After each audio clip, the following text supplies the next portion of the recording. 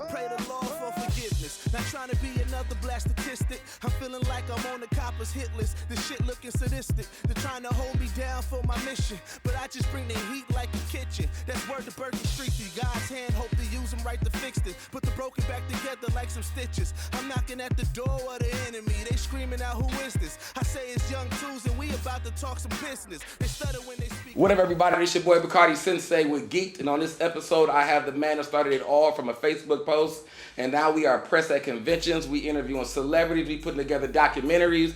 This man needs no introduction, so I'm gonna let him take the floor for himself. Boy, tell you everybody who you are. Man, what's good, world? Man, it's your boy Young Deuces. 1/3, 4th, I don't know. We got so many members now. But man, one of the creators of the Geekset podcast, only podcast that blend hip hop culture and geek culture together. Hey! What's good, fam? How you doing? Man, I'm doing good actually. You doing good? Yeah. You doing good. All right, man. Thank you for coming through. Appreciate it. Yeah. You know what I'm saying? So while we before we get really deep into it, let's give everybody just a quick intro. Like, how did we get here? Man, I guess my thirst for just wanting to talk about a culture. You know, I fell in love with podcasting before podcasting became like this huge thing that it is now. And, you know, at the time I was trying to do like a hip hop, you know, podcast. But I couldn't get, at the time, Bergie and like Maul, like, you know, the people from EMP, yeah. and them, they wasn't really interested in doing podcasting. And I knew that I couldn't float it myself, so I kind of like let it die out.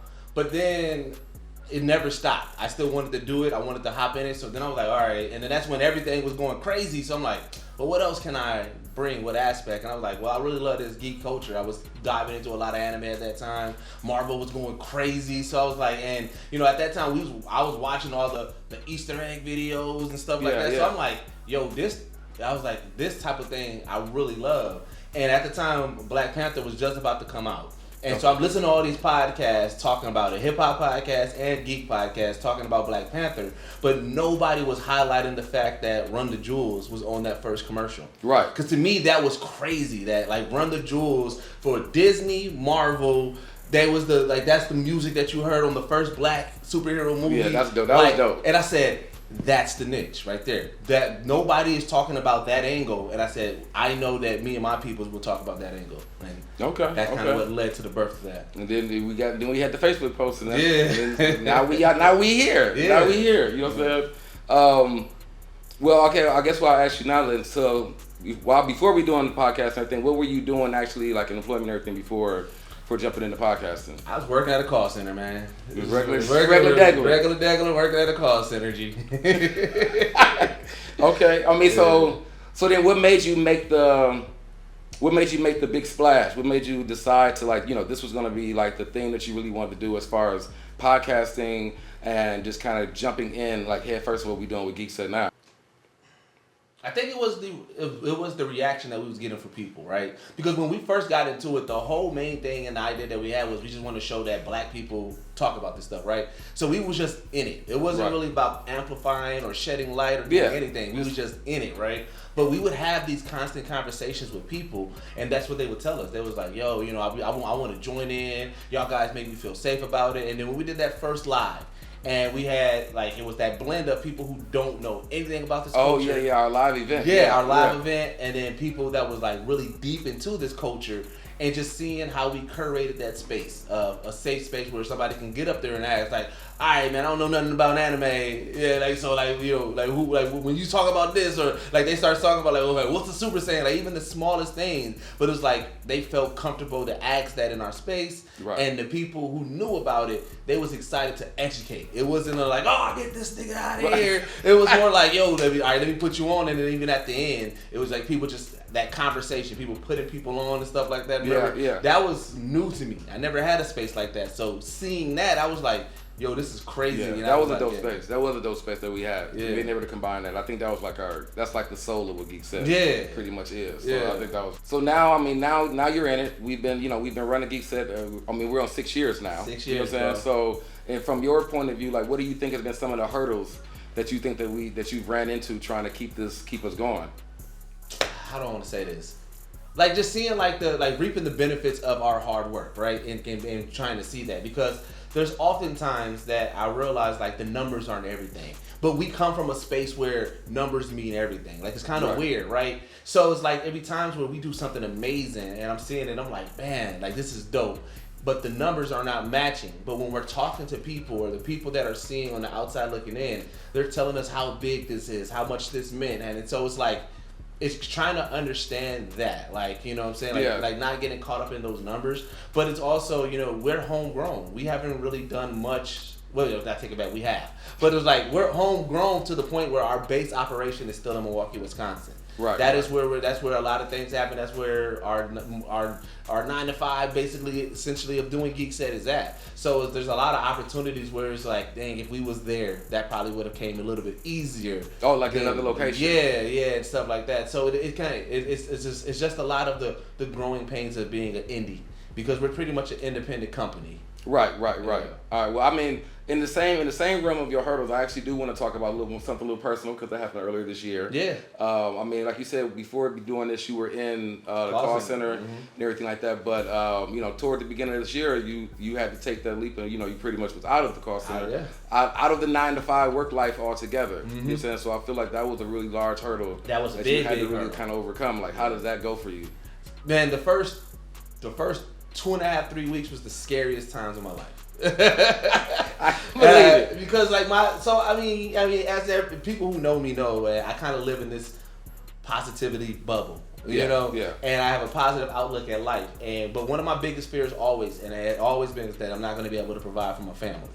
So when I end up not having a job anymore and was relying solely on this, and my voice acting work, it was like I had some income coming in, but I was like not enough to really take care of the bills. Right. But I was like, you know what? I got a decent amount of 401k. I can float off of that and use that. But it was still just my mindset saying like, what am I going to do? Like, what am I going to do to bring this income in? And so that became like a big hurdle. And I started spending more time at headquarters. But when I was spending more time here, the creativity went crazy. I started just doing more just little shorts. You had the time for it now. I had the time. And when I started dedicating it, that's when I started seeing the kind of the residuals of the ideas. Like I was saying, like the numbers ain't hitting, but then the numbers started hitting a little bit better. Right. And, you know, then I'm like, well, I want to be put in this space. And then I started being thrusted into these spaces. And it was like, oh, snap. And then like I started learning just different skill sets that I didn't realize that I had, you know, working with Carl Jones and being part of his writing team. And it was like, this came out of nowhere. And it was like, but it was like things that started lining up. And I feel like it was, it was God telling me like, you've been wanting to do this. Because, you know, prior to that, I've been contemplating like, you know, when am I going to do this? When I'm going to do it? Right. And I never really did. And then God put me in a situation where it was like, I'm going to force you to do this. I'm going to force you to do it. Hey, with your ass right on the street. Like. So it became that. And so it was like, that's when things started just, now like the fear started to dwindle away. And I started feeling more confident in being a full-time creator. That's great. Okay. I mean, as we talk about it, you just mentioned Carl Jones, which is shout out to Carl Jones. But I mean, that kind of just flows me right into my next question, because I feel personally, since you lost your job, that you've been on a high road personally. You know what I'm saying? I feel like you've accomplished a lot for your own self, like saying right now that you had to kind of take that leap and not go back to work and just kind of flow into this. I mean, from Watch Mojo to Carl Jones, I mean, can you tell everybody a little bit about just some of the big wins that you had for your own personal life, just to get you back settled to where you are now? Well, I mean, during that time and trying to get back to this place, like I said, I was working with Carl Jones and building on that relationship, and just kind of working more with Martian Blueberry and all the things that he got going on over there. Watch Mojo pretty much up my workload and everything. And I mean, what episode are you about to be on? Well, I know I've surpassed it, so I hit my 100th episode. So now, I guess my next milestone probably be with 200, but yeah, I think I'm at like 107 now. So yeah, 107 episodes narrated. I got an agent during that time for my voice acting. So that's dope. That became big. That came, shout out to Shantae Waynes who helped me out for that, because like also building on that relationship with Shantae Waynes, doing like her tour promo, voicing over on that. But it's like everything where I was like, I want to get to a place where my talent is what's paying the bills, and it became that.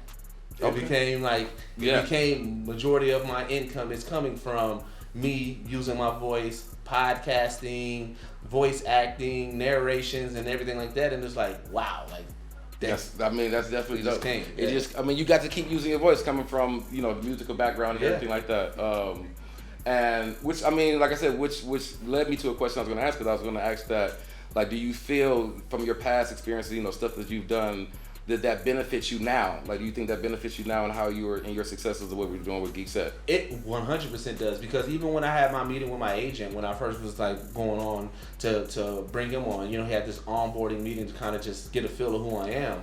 And one of the things he was saying is, like, a lot of actors that he takes on, he generally has to walk them through everything with, like, mic control, how to get a mic, how to set studio time, and all of that. And he was like, because I already have all the equipment, he was like, you are already a step ahead. We can hit this ground running. And, it allowed me, even with Watch Mojo, the quick turnaround, me being able to engineer myself, record myself. Like I said, when they brought me on, it was just I can help you out with this one goal that you had, because I kind of put it out on Twitter, like, one of my goals in life is I just want to voice a Watch Mojo list. And then the actual Watch Mojo lady, Rebecca Brayton, hit me up and was like, hey, I can help you out with that. And when I did it, she said, I don't know if this is something that you want to do, but if it is, we would definitely like to have you to do. Hit them hard real quick. Yeah. And so I was like, yeah, sure. And she was saying, it's the turnaround. I have fast turnaround, but I'm bringing a different energy to the channel. And so it's like, it's that as companies trying to grow, they want different personalities and things like that. Right. So do you think it's good that you're bringing? Because Geekset, like we said, we're hip hop geek culture. Mm-hmm. So do you think in your and I'm still in more of your personal endeavors, you bringing your hip hop background now into these spaces like Watch Mojo, that doesn't have that? You know what I'm saying? Do you think that's like a really big impact that you're making now? I think so, because it's like, one, what I love about working with them is that they listen to me, right? My voice is not a silenced voice, so they may send me a list, and I'm like, hey, you know what? I think this person should be here and that person should be there. And they be like, all right, we with it. Or I'd be like, you know what? I'm not gonna say it this way. Right. But again, I learned this lesson through my research of doing, like, how I interview people. One of these researches I was doing, and I ended up finding this interview with Samuel L. Jackson, and he was saying, like, every time somebody sends him a script, what he does is, like, no matter what, on set, he'll read the script as it is, but he's like, a lot of the time he ad-libs. He's like, I know it's going to sound better if I say it this way. So he said, out of respect for the writer and the director, I'm going to read it that way. But then I'm going to give y'all my take because y'all going to like my take. So because of that, and even with my voice acting, Watch Mojo and everything, I do that exact same thing. Okay. Right? They didn't ask me, and they didn't, but I'm like, I'm going to say this because I know it's going to sound better. So I do certain things a certain way, and then I'll do it their way, and then I'll do it my way. And then majority of the time, my way ends up in the final cut. And I believe because of me being an artist and being confident in just how I perform on stage, I went in immediately with that confidence, even to acting and voice acting. And I think that a lot of people, directors, writers, and everything, yes, they like to have their words, exactly said how it is. But one thing that a lot of them actually cherish the most is a collaborative effort with somebody just as confident as them. Right. So here I am. They're like, okay, yeah, we onboarded him, but he got confidence like crazy, and he's hitting exactly what we want. I think that helped me out a whole bunch. Now that you have evolved and you've moved into this space now where you're voice acting, you're still doing interviews, you're just in this space now with a lot more of creators. Do you feel that you are getting the support and everything that you need in this space now that you're like more of a newcomer into it?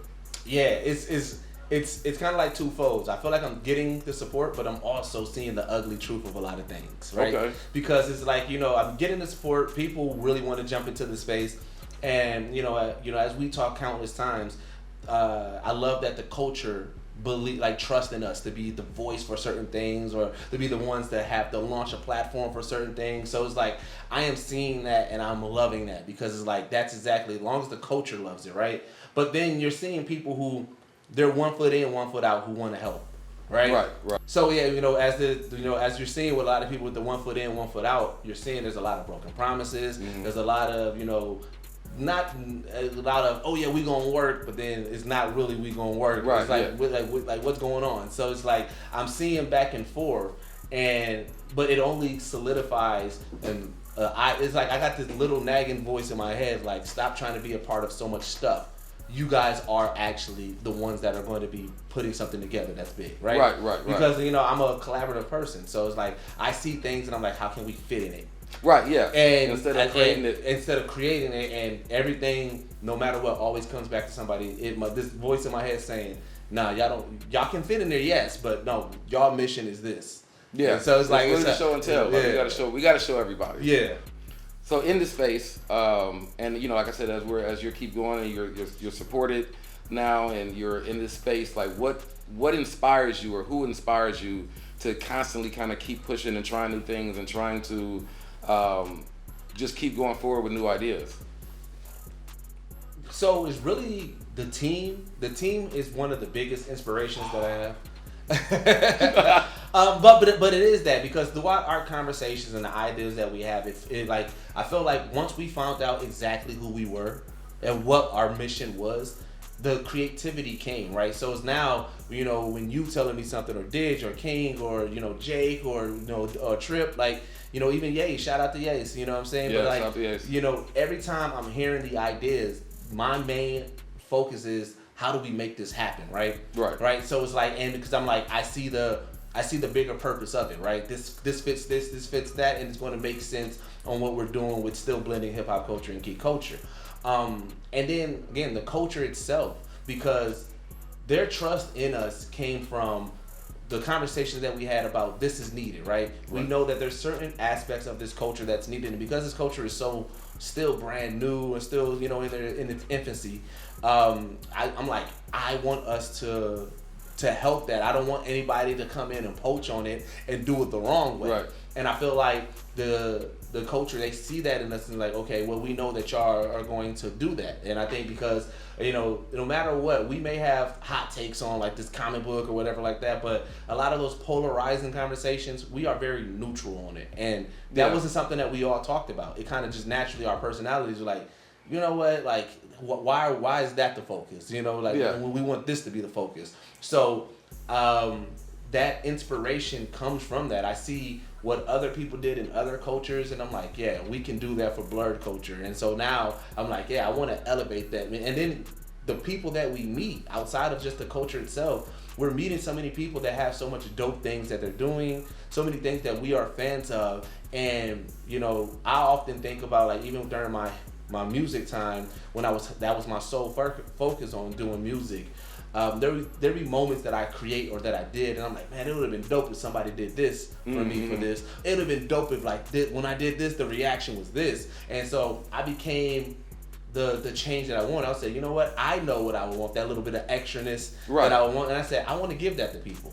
I want to be that person that person that you do the cosplay in your head. You put this cosplay together. You're going to that convention. You're like, oh, I know I'm gonna shut it down. People are gonna go crazy, and sometimes it may not happen. But I'm like, nah. If I'm there, I'm gonna make that happen. And, you know, I want that because I know that's you didn't do that just for just a few people to be like, hey, can I take a photo? Like, no, you wanted that moment where people are like, oh shit, you such and such. Right. And I'm like, yeah, let's do that. You know, you want to talk about your process. You want somebody to ask you what went into this. I want to do that. I genuinely have a thirst for people's process, their passion, their love, and, you know, I want to know what goes into it. And I know, like I said, and I knew that because I would want people to ask me that. There be things that I do in my music that I'm like, man, I can't wait till somebody asks me that. And then nobody asked me about that moment. I'm like, dang. So I'm like, I know how I felt. And so I was like, I don't want nobody to feel like that. So that Papa in the CD, they're just like, dog, you can, let me run this part back. Let me run this part back. You must have didn't hear it. You ain't hear that drop. You ain't hear that. Like, you ain't hear how the beat went. It went back up. Like, oh man, you ain't hear that. I get that. I mean, and like I said, I feel like we all see that in you anyway. Like I said, when we do our conventions, and you with the camera, since we've been doing conventions, it's pretty much that. It's like the epitome of what it is, like what you've been always trying to put across. It's like your photography with everybody, and just, you know, pulling all these cosplayers in together. It's always been a beautiful thing to see. You know what I'm saying? And I think that we don't have a lot of that in the market, in our culture at all. That there's like that kind of free support. Yeah. So I mean, what advice would you have for pretty much whether it be the voice actor, the person who wants to create the podcast, the person that wants to get into interviewing celebrities, the person that wants to get into creating content, or, you know, just someone who wants to step into one of the shoes that you've already, you know, that you have, like what would you give that man or woman as some advice to get here? The biggest advice, and the one thing that keeps me going with a lot of things, is those small wins, make them big to yourself, right? Because a lot of people, we compare ourselves to the best of the best, right? The reason why you got into something is because somebody was at the top of their level that you were a fan of, and you're like, oh, I can do that, right? You know what I'm saying? And you got to understand that perfection or being a master of your craft doesn't come within that second year. Even if you are a prodigy, you still have so much time before you actually get that stamp of being people like, you are at the top of your game, right? So it's like, you know, there's small wins that happen that I hold near and dear to my heart that I'm like, you know, this is not big. I say it online all the time. It may not be big to a lot, you know, to some, but it's huge to me. Right. Because you got to hold on to those little moments, right? And so it's like, understanding that, like, okay, yeah, I'm doing, you know, for voice acting, you know, when I was during my journey, yeah, I got an audio podcast that I was a part of, right?